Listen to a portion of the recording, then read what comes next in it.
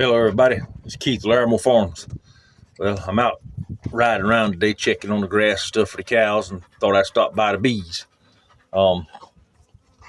Today is February the 20th, 2026.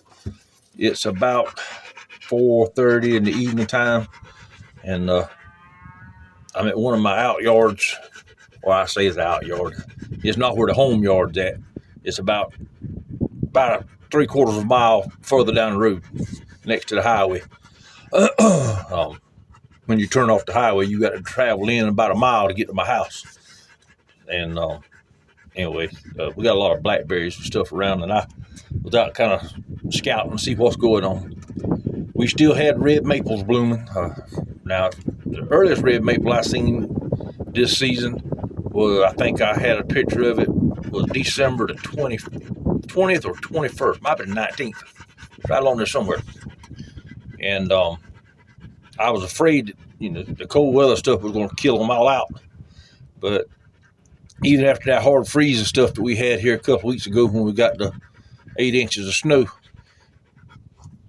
believe it or not, we still have red maple blooming. And the bees are all over it.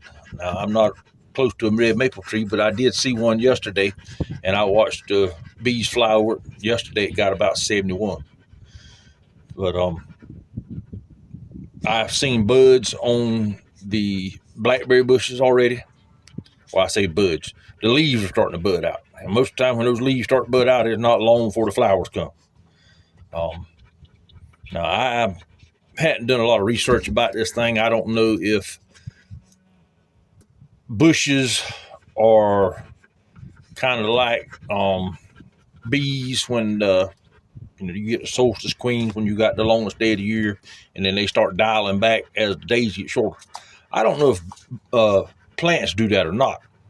So it makes me kind of wonder if the flowers and the plants and stuff, with the warm temperatures we got, if they'll bloom early, or if they're kind of like on a biological clock where they wait till they got so much daylight in a day before they start.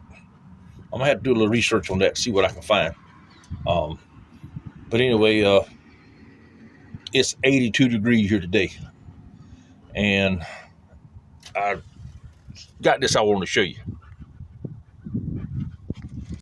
Okay, so it's been a couple of days since I started this video, and I've done a little bit of research on the flowering of the plants, and as far as the amount of sunshine they get and the temperatures, whether or not our unusually warm temperatures sometimes cause the plants and all to flower out earlier.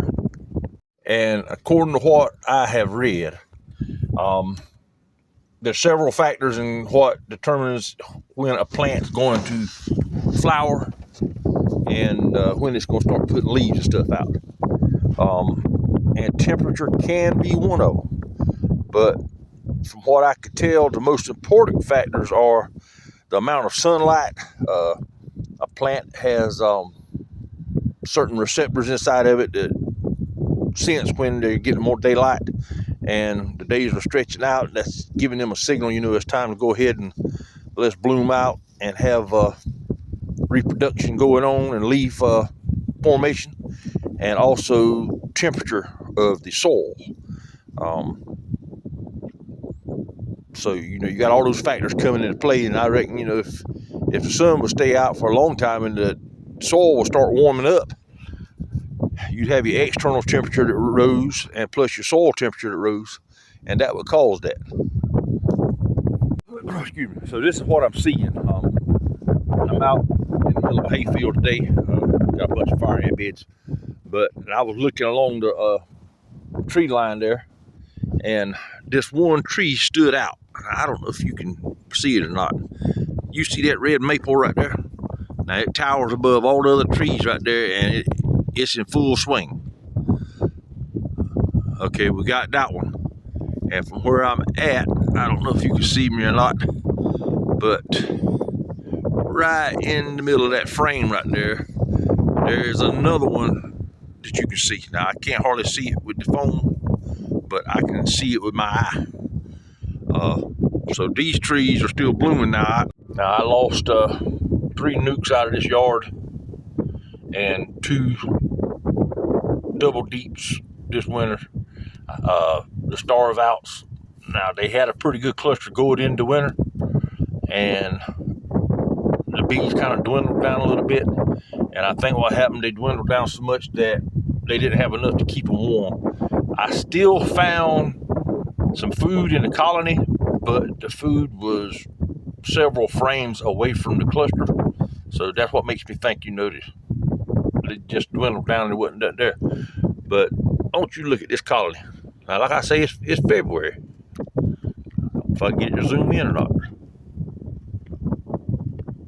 Well, that colony right there, I come out here today, and this is the first time I've seen this happening in February. But they are bearding on the front of that box. And none of the other ones are. Now that one, when I checked it, this past Tuesday, was a week ago, both of those bottom boxes were jammed full of bees and they were boiling over.